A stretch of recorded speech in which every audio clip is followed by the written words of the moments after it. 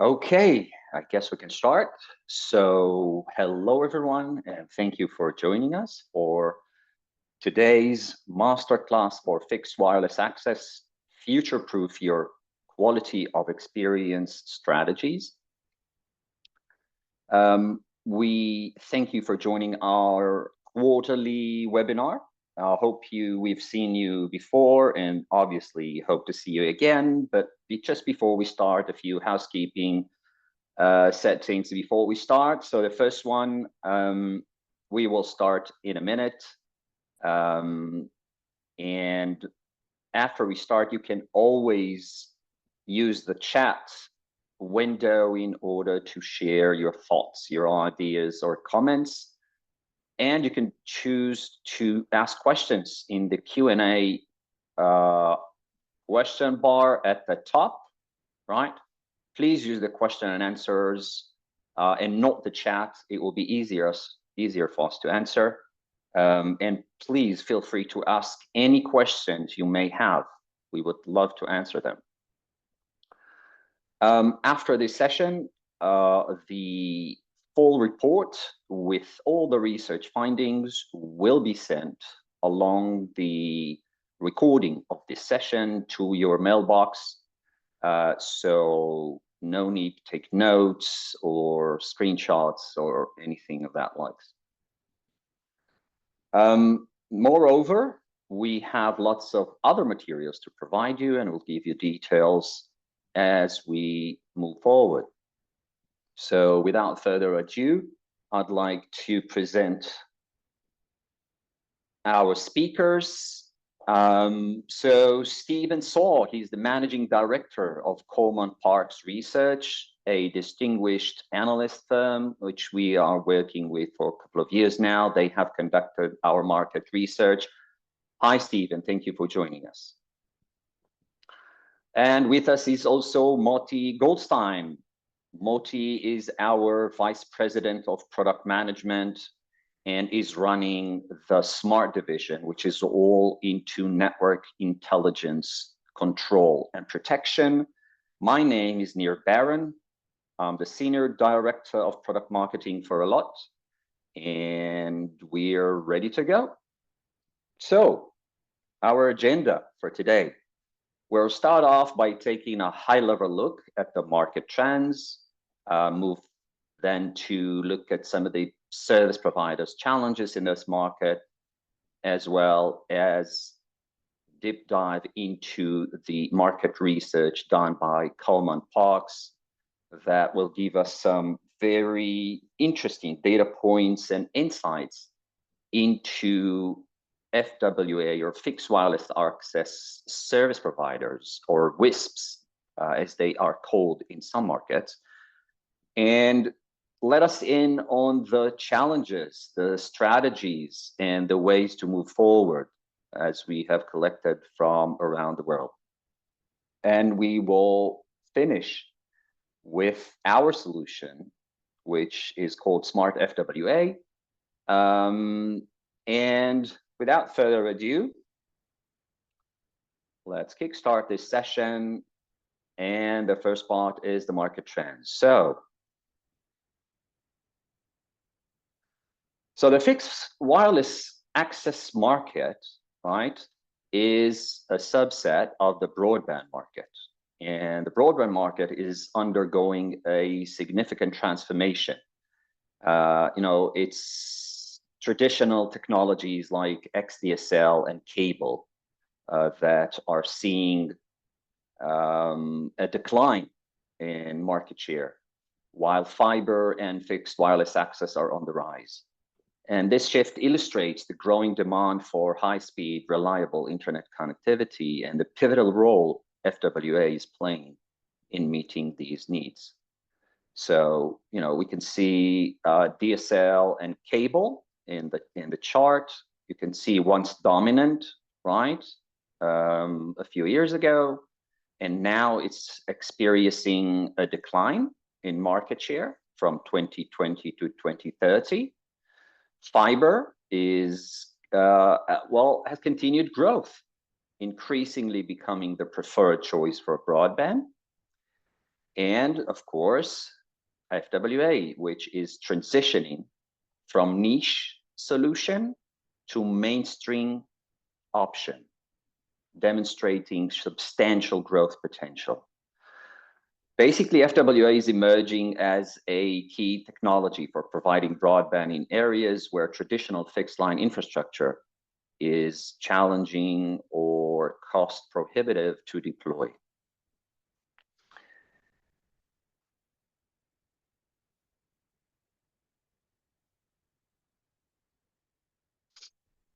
So looking at this line graph, right, from OpenSignal, it tracks the net additions in the US residential broadband subscriptions by type from early 2017 to 2024. Notably, since the large-scale deployment of 5G FWA, we've seen FWA absorb nearly all broadband subscriber growth, underscoring its expanding role in the market. Now, we've seen all sorts of predictions in many other analyst firms, and what it's quite clear, right? Some of them are claiming for 15, 20, 25, or 30% of the entire broadband market. But it seems like that by 2030, FWA might be bigger than fiber is today.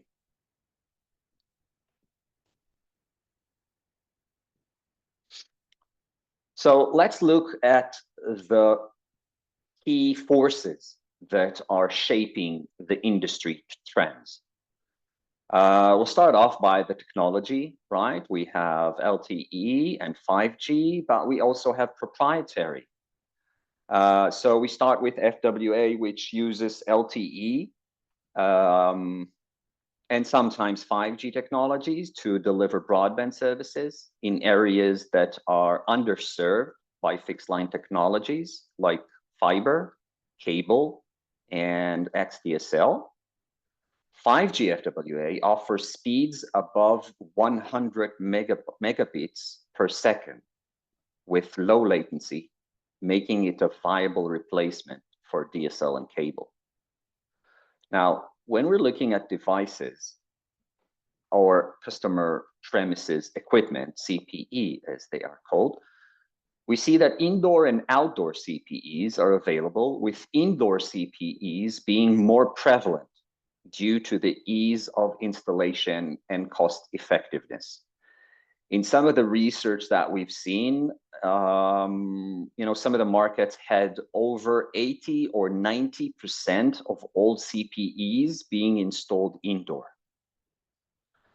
And outdoor CPEs provide higher performance, which is crucial in areas with weaker signal strength.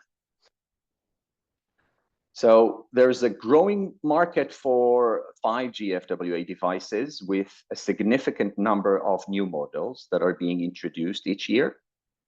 So currently we have the market has over 1,200 LTE and 5G CPE device models for FWA that are available from a variety of vendors, indicating a fragmented market with no single vendor dominating. And if I remember correctly, no single vendor holds more than 6% market share.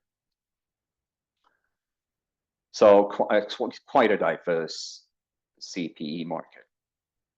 As for subscribers, we see the US and Western Europe that are leading the growth in 5G FWA subscriptions, with a significant contributions from developing regions like the Middle East and Africa.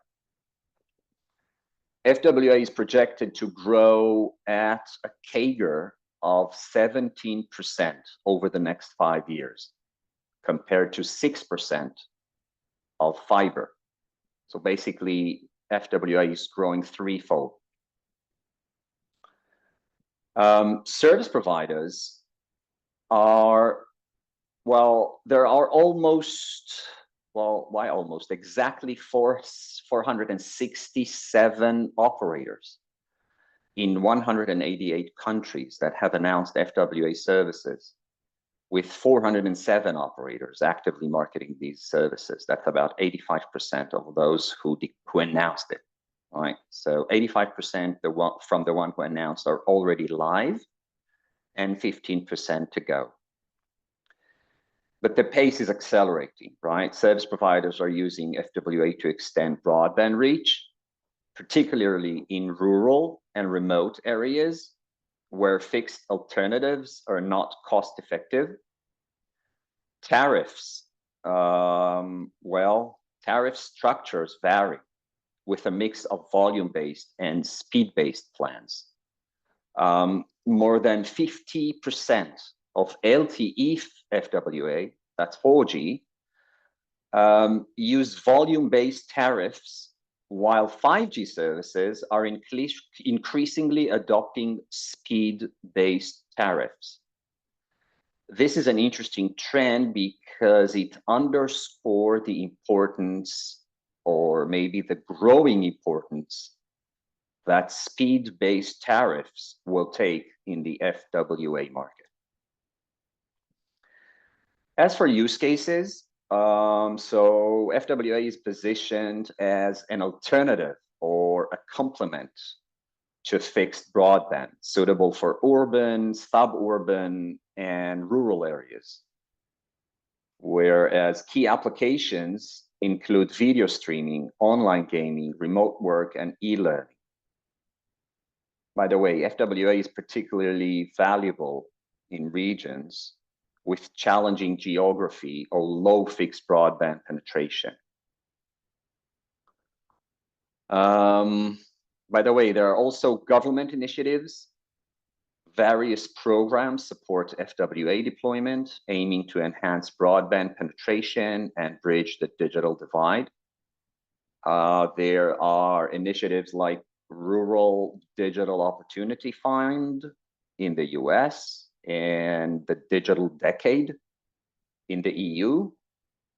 Those two highlight the role of FWA in achieving connectivity goals. So there are many examples for service providers that have already deployed and launched services, 4G and moreover 5G. Good examples would be Verizon, 3 UK, Vodafone, Globe, and the list goes on and on.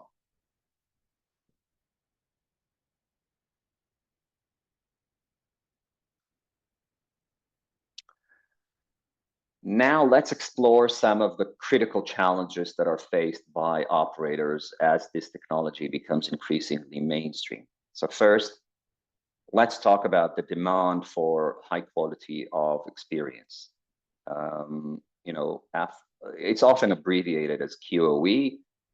As FWA gains traction, the expectations from customers for a reliable and high quality connectivity have surged, especially for applications that are sensitive and critical, such as streaming, HD video, video calls, cloud gaming, cloud applications, and so on. Unfortunately, the radio access network, or the RAN, and mostly schedulers are currently employed, are not always application aware, which can lead to less than optimal service for these demanding applications. So another significant challenge is the costly and lengthy deployment of FWA infrastructure. The capacity of subscribers per cell must be carefully managed to maintain a high quality of experience and to prevent customer churn. This limitation leads to higher costs and capped revenue potential per cell. And additionally, to keep up with the growing systems, expansion of tower infrastructure and securing adequate spectrum. Below, you will notice a graphic from our data sources. We have collected data from all service providers around the world, or most of them at least, and develop a model that can demonstrate the distribution of subscriber traffic volume across different user intensities, from light to extreme.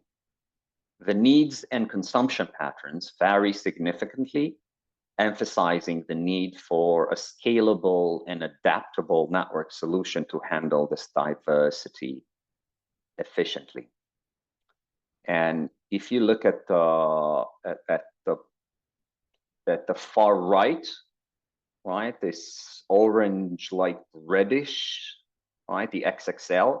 So as you can see in this example, 2% of the subscribers are responsible for almost 30% of bandwidth, right?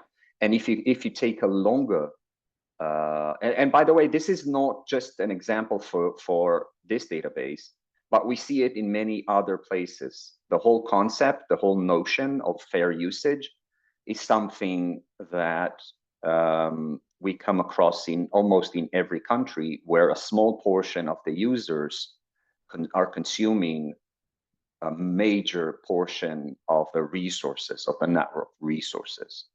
And obviously this should be regulated. So for the next part, we have conducted a research in partnership with Colman-Parkes. And I'd like to ask Stephen Saw to present the research finding. Stephen, the stage is yours. Thanks, Nir.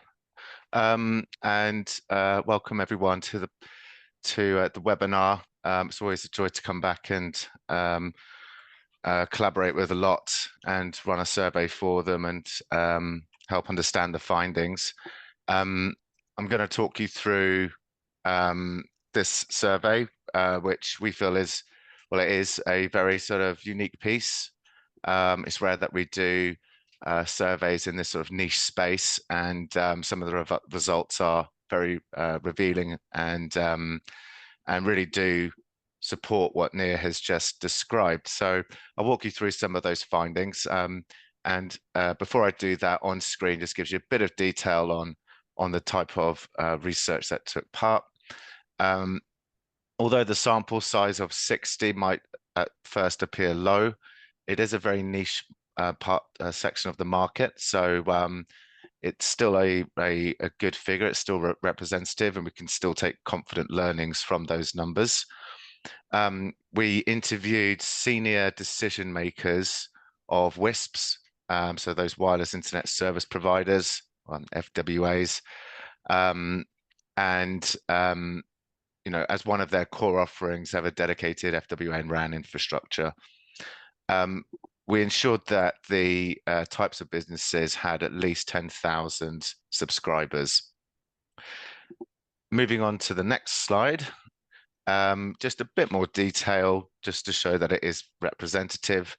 So the number of subscribers does increase. So we did get a portion that were over 50,000 and more than 100,000.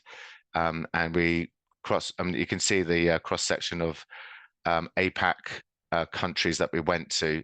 So we went into quite a bit of detail in terms of the countries and so forth, and the types of role as well. So these were all decision makers. They all had an informed opinion. You've got C-suite, senior tech management, and senior ops management that took part in the survey. We're going to focus on you know, as Nir said, about the challenges that vendors are faced with at the moment, especially with growing demand for FWA. Now the tech's becoming a bit more mainstream, and with that you've got customers, whether it's consumers from households or businesses, demanding you know, excellent quality of experience, similarly to those who are using, you know, cable and fixed wireless. So if we could move on quickly. The next slide. Thank you very much. So let's look at the current challenges. So it immediately, just to introduce you to the slide, the question we asked is down on the right-hand side, and the number of respondents. If you ever want to understand exactly the question we asked them, it's down there. So the first is looking at the current challenges for FWA providers, and straight at the top there, it's the high cost of network equipment to actually get the infrastructure in place, and to get the network up and running in these, rural areas, remote areas, does come at a cost. There is a lack of tower space as well. So where they're able to deploy these towers seems to be an issue as well. I'm sure that as the demand and benefits of this type of service increase, then governments will start probably getting behind it. I know in the UK at the moment, you've got 5G in rural areas as a campaign, which is backed up by the government. So hopefully that should overcome as demand increases. And then interference issues and lack of spectrum as well, which, that's critical for good quality of experience and so forth. You can see there are some others down there at the bottom as well.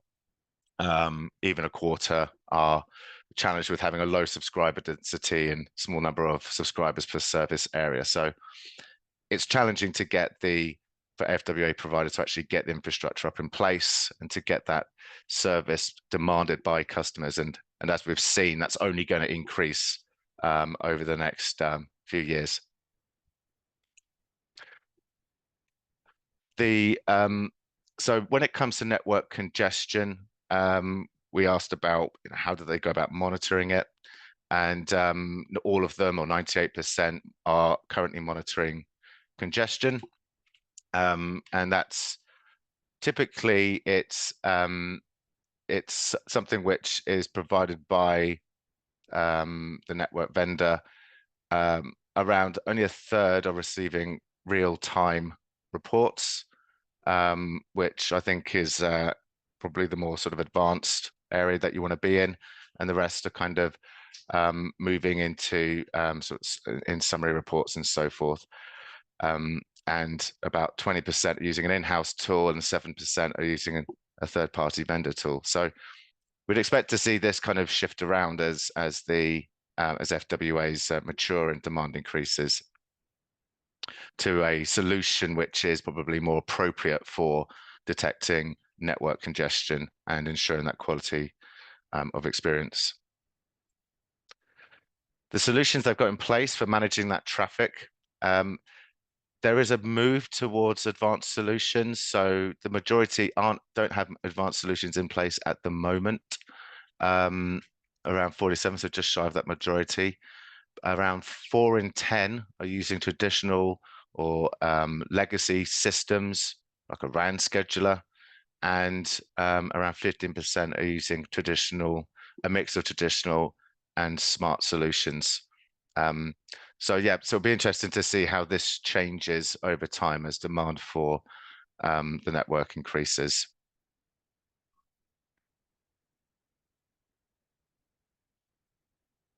Oh, could you put the next slide on? Sorry, my controller's playing games. Thank you. So looking at those solutions they've got in place, how would they rate them? And we'll see later the benefit of having a good, infrastructure in place, and especially on customer satisfaction, as we've seen, and how that can drive loyalty, and the expectations that consumers have when using these types of services. I think it's safe to say that cable and broadband and so forth, they've set the benchmark. So that's what they're comparing it against.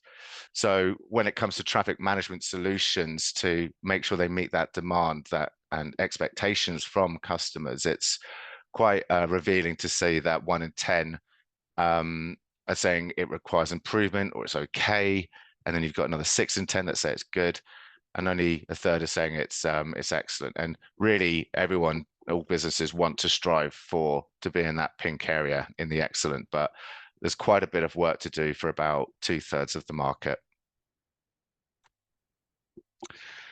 And then once they've got the benefits of a traffic management solution,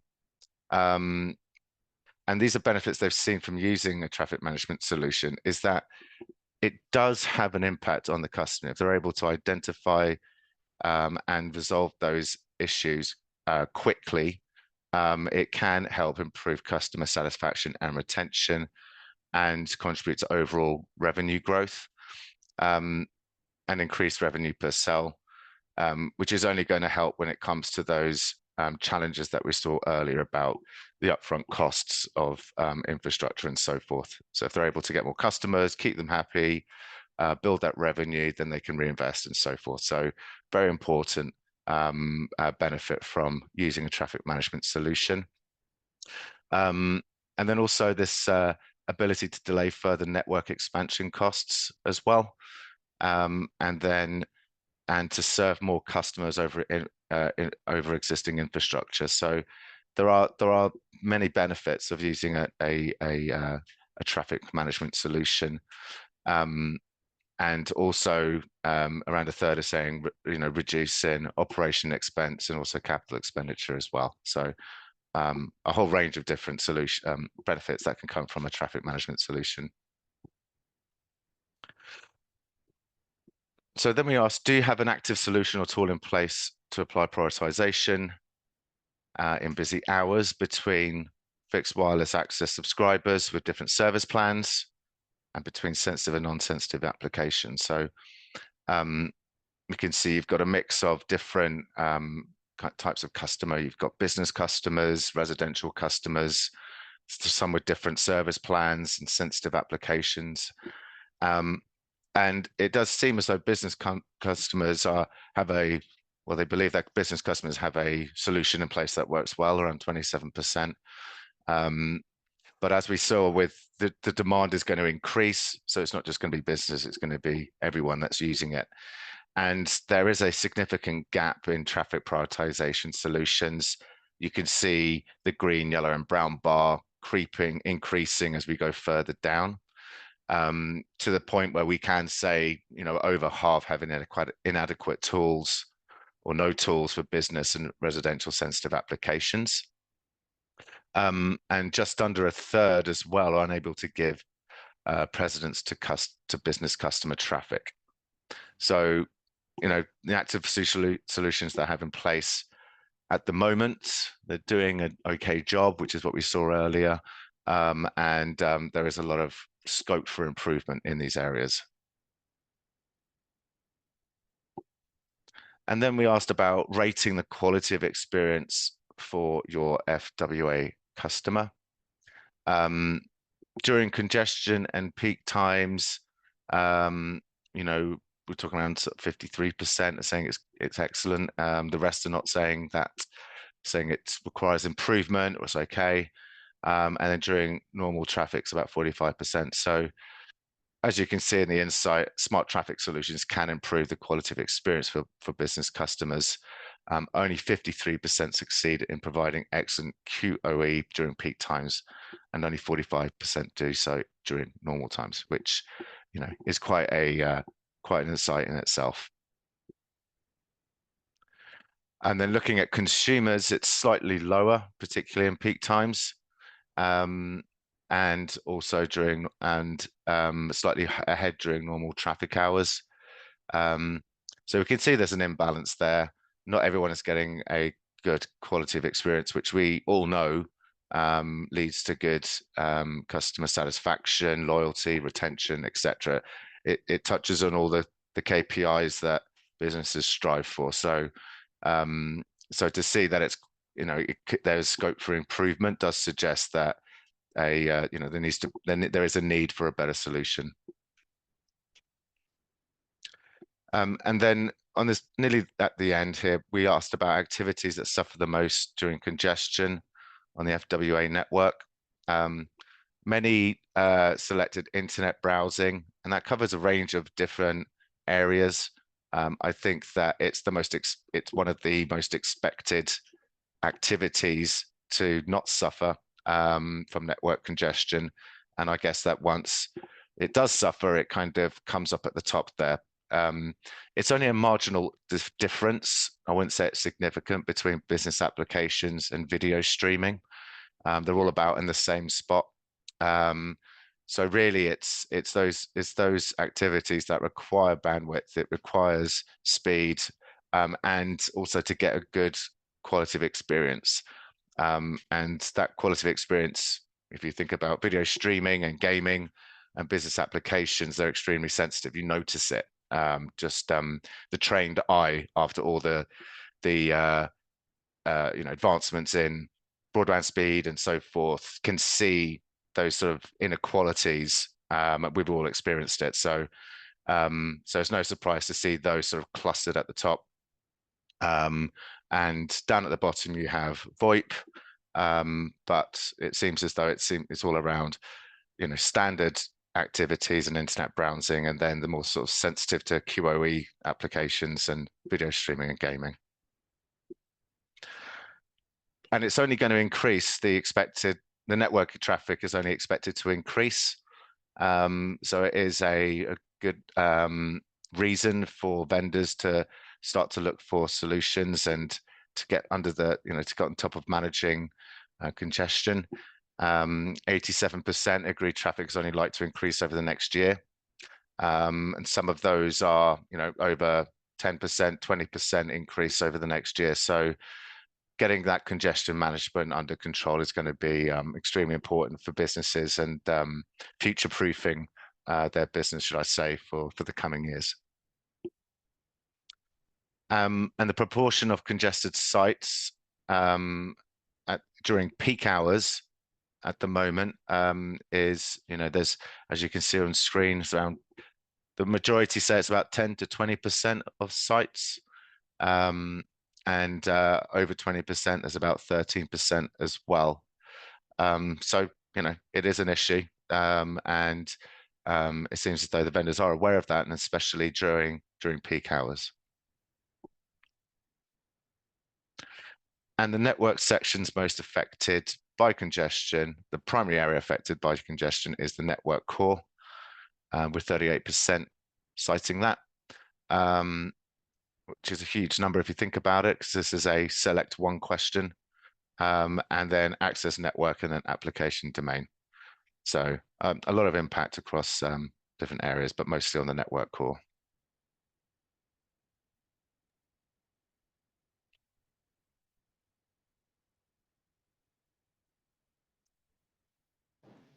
Neil, I think you're muted. Yes, can you hear me now? Great. Yeah. So thank you, Stephen. That was insightful. Very interesting to look at what's happening in the market. What are the actual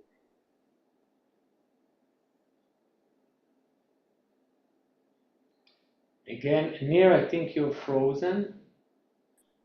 I think that looking at it, it gives us a better understanding of where the market is and where is it going. For one, I can mention that, over 97%, as you said, over 97% are suffering congestion, and about over 80% are saying that traffic will grow at about 10 to 20%. So I'm trying to think, where will that put them, right? in a year's time. But for that, we have Moti, and Moti will present the solution, a proper solution for one of the problems, or at least most of the problems that we have mentioned earlier. So Moti, why don't you take us for the next 10 minutes or so through the solution, and let us understand how are service providers around the world solving some of the challenges that Stephen just presented. So thank you, Moti. The floor is yours. Thank you, Nir and Stephen, for the intro, and I think it was very, very interesting.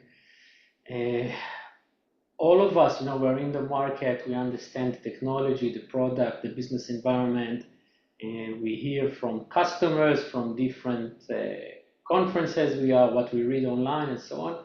And it's always very insightful to get, know such a comprehensive survey in which we get to know directly from the customers what they see, what are their challenges.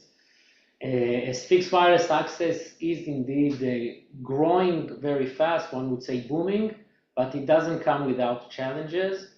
And we saw some of them in the survey. We saw congestion. I personally was rather surprised seeing that such a large percentage, 38%, state that the congestion is actually at the core. I was expecting a higher number actually from the run, but we learned something here. We saw the need to differentiate between consumer application, latency sensitive application, business application. So kind of seeing how we can differentiate the different types of customers we have in the network, and the need to have a better solution to manage the quality of experience and to manage how the network behaves in such conditions. So what I'd like to propose, humbly enough, is what we can do in order to assist with those challenges. We are, I will say a few words on Allot, because we just talked about here the market and the customers. So I want to say a few words. Allot has been in the enterprise and telecommunication market for 27 years and counting, in which we took granular application detection capability and visibility and enable our customers to do something about it and to have actionable intelligence as well as security and protection over the network. We have a breadth of rather a lot of services and solutions we can provide. Today, I will focus more on the smart traffic QoE solution and the implication over fixed wireless access. So, as I said, we have a lot of experience. The platform of Allot Smart I'm discussing here is field proven with thousands of customers globally, with many verticals and use cases. So we have a very solid and robust technology, as well as installment and know-how. And I will not go through all the customers, but will basically say that we are continuously investing in innovative and new technologies, harnessing technologies in the market like machine learning and AI to work in our back office and to be able to identify any type of application out there. Just as a few examples, we have released, I think, over a year ago already, the capability to kind of de-obfuscate some application which used obfuscated quick. So we kind of provide back the visibility into them. We also have a feature enable our customer a kind of an X-ray vision, so we are able to classify traffic within a VPN tunnel, within an encrypted VPN tunnel, and we will continue to evolve and mitigate things like ECH. Just a few months ago, we have released our post-quantum cryptographic enabled version to the market, already deployed in a few very big operators, very successfully, working perfectly, flawlessly. So we are doing that in order to give our customers the ability to identify each and every application and sub-application, combine it with information about subscribers, information about the network topology, and also about the services, tiered services, with or without accounting and so on. And this way bring a very comprehensive suite of solutions into the market. So after talking about that, let's see what we are doing here. So basically what I'd like to talk here is how Allot Smart Traffic QoE, by providing this granular visibility into the network traffic, we are able to meet the business requirement of our customers and deliver to their end user proper QoE. At the end of the day, all service providers, whether they are big telco operators or small WISPs, they all facing, let's say, the very, very high level. Obviously, the business is totally different, but at the high level, they want to be able to increase revenues, reduce CapEx and OpEx, and at the end of the day, to increase the profitability. We want the market to flourish, but we want to do that while keeping the end users happy. So we need a win-win-win situation where everybody are satisfied. And you want the end user to have a proper quality of experience because you want them to stay in your network, you want to avoid churn, and if they are not your customers, you want them to migrate to your network and use your services.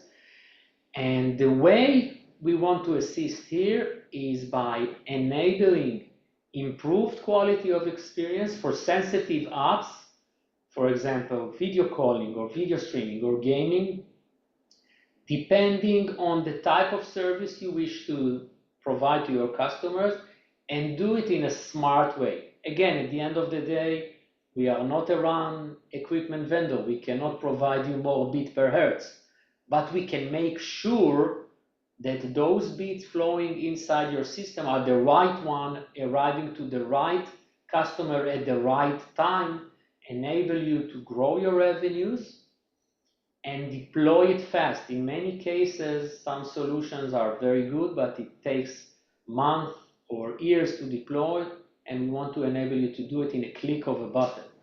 Since we are a core-based solution, really by just defining a new policy and forcing it in the network, you can immediately see the impact. So this policy-based congestion avoidance will enable fixed wireless access provider to serve more subscribers over the existing infrastructure while maintaining good QoE, right? You can add customers and end users. You don't need us for that. You can do it. The secret sauce here is how to do it while preserving the quality of experience, reducing your cost and increasing profitability. So how do we plan to do that? At the heart of it, really, at the heart of it lies the dynamic application recognition technology that we have grown and flourished and kind of cultivated throughout the years here in Allot, where we are able to maintain a high quality of experience with limited resources and do it on a per subscriber, on per application, or per group of subscribers and application in a given network. And at the heart of it, the real concept of it is that, well, while the demand is below the capacity, there's no need for you to do anything. Simply let everything go. I look at it like, traffic in roads. If the road is free, let everybody run as fast as they can, as fast as they need, drive safely there, no problem. But once you start hitting the capacity limit, you want to be able to prioritize different applications depending on the grade of service, depending on the subscriber type, depending on how you as an operator would like your customers to use the network. And you can have different policies for consumers, for household, and different policy for business. And you can do it differently in different hours of the day. For example, prioritize business during working hours and residential at evening, and so on and so on. It's a very flexible platform, and you can do a lot of these policies. And we do it very accurately on a packet by packet level, because even if, let's say in this example, we want to prioritize streaming and give it a large chunk because streaming requires a lot of bandwidth, if for some reason the demand for streaming drops a little bit while demand for peer-to-peer and voice over IP increases, then we want to take this bandwidth and allow other users to use it. This way, everybody kind of getting a fair usage out of the network, and they get the proper QoE at the right time when they need that. On the other hand, you may want to control the bandwidth hoggers in your network in order to have a fair usage at the resources. You don't want someone to kind of utilize all the bandwidth of the cell because they have an excellent link budget, right? Because their link conditions are excellent, or they are very close to the cell.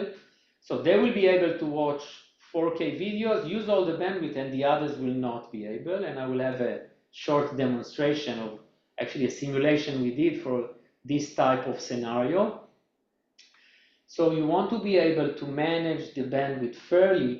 And what we want to add, what we propose you, is to add a dimension of application and application awareness into your network, into how you manage the bandwidth. And by doing so, you can move from a situation in which some of your users, in this example, we did a simulation of video-only users, because this is the mass, I would say, consumption of bandwidth these days.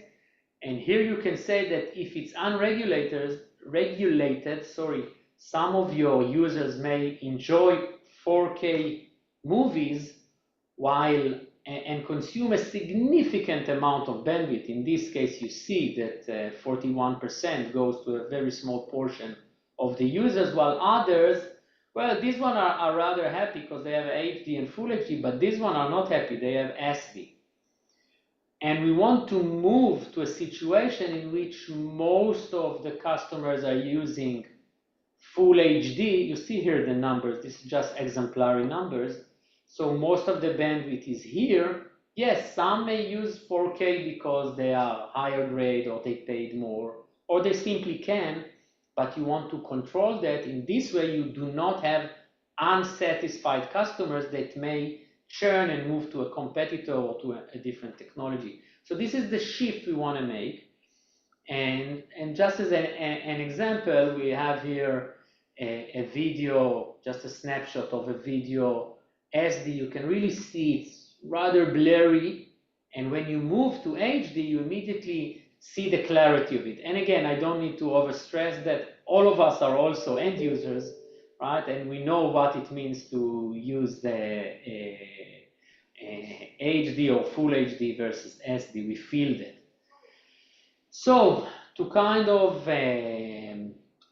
wrap it up on the what we propose as part of Smart Traffic QoE, well, there are many use cases and many capabilities, starting from a QoE-based congestion management, in which we provide you the tool to adapt the different applications with the subscriber and build a policy or time-based policy, which you can trigger based time of day, to enable you to serve your end users the best way, to have the right amount of traffic at the right time to the right users, and manage how the network is working, especially under congestion. We also provide you with the tool to have steering of traffic to value-added services and integrate that in a very streamlined way.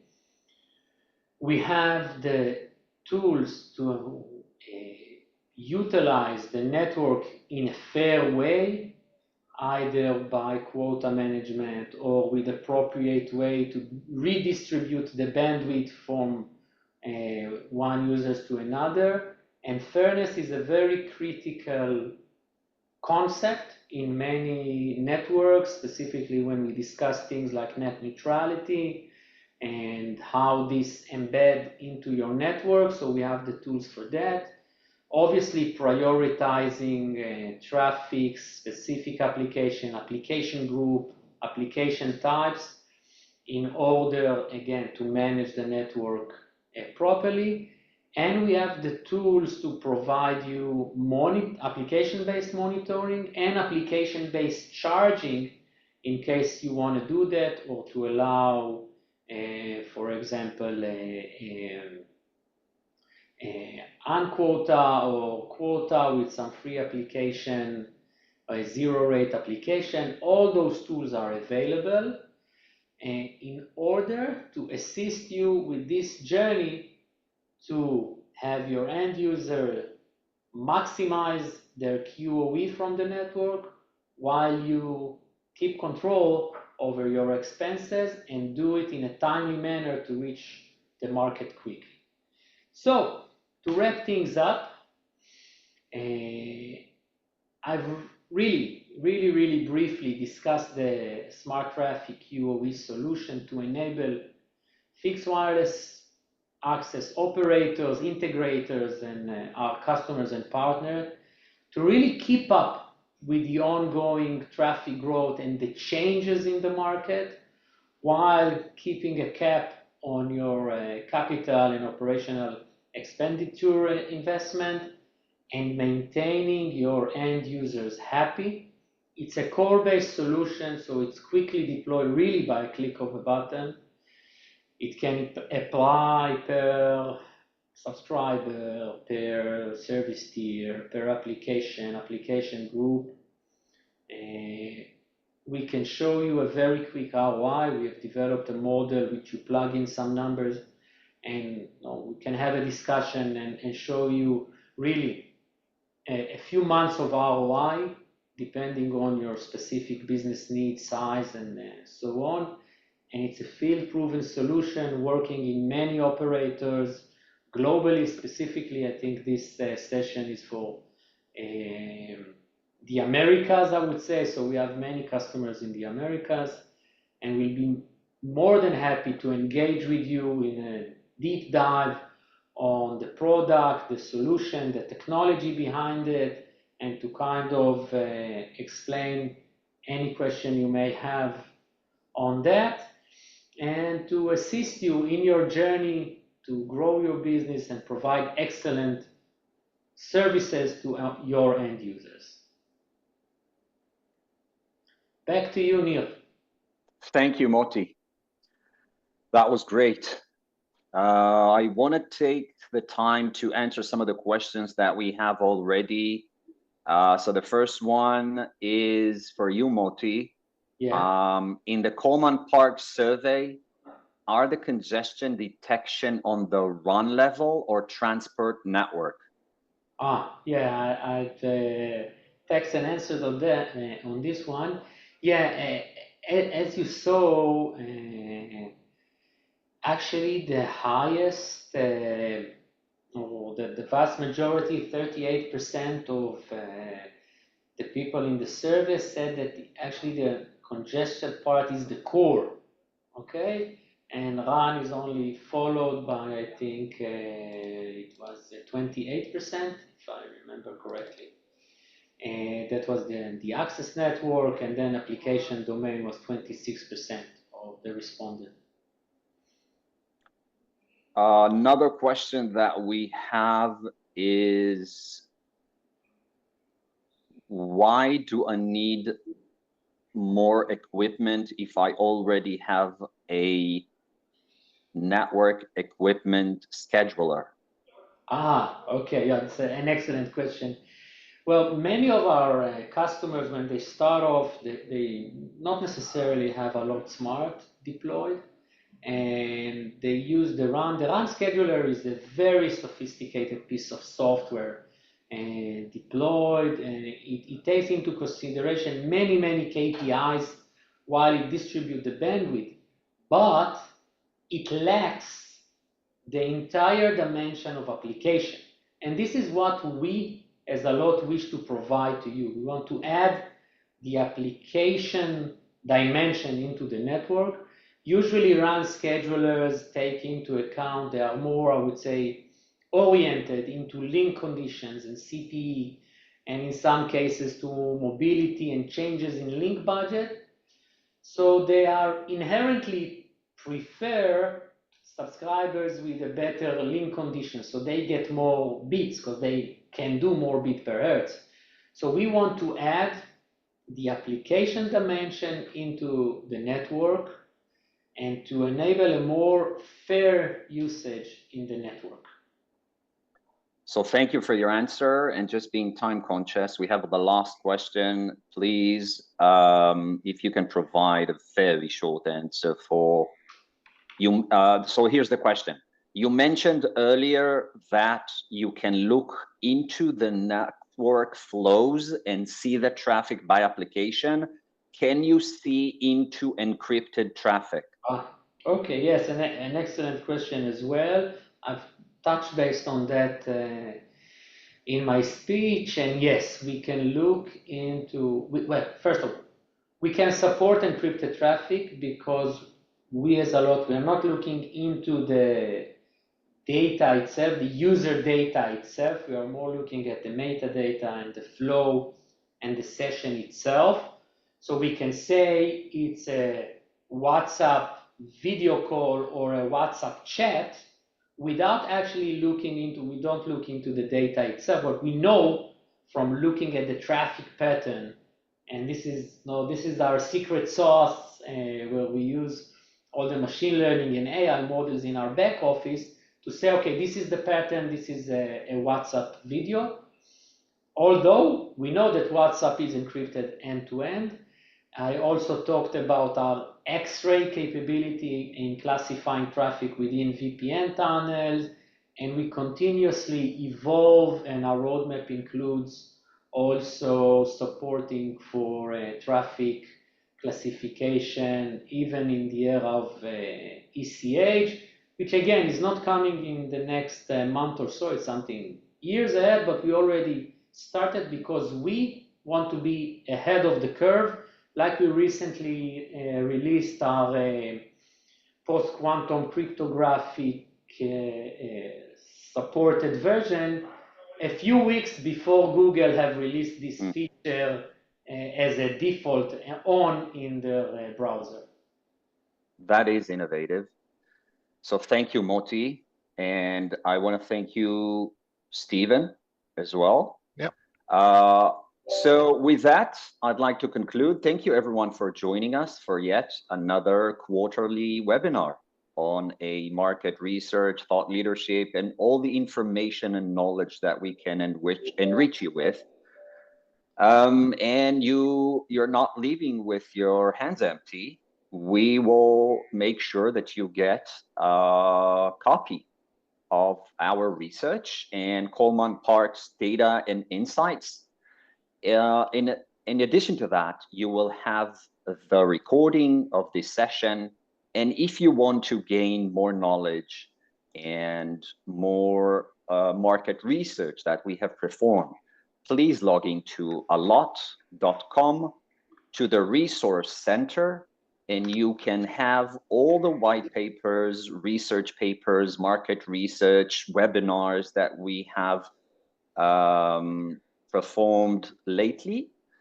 And with that, thanks everyone, and I'll see you on our next webinar. Thank you and have a great day. Thank you. Bye-bye.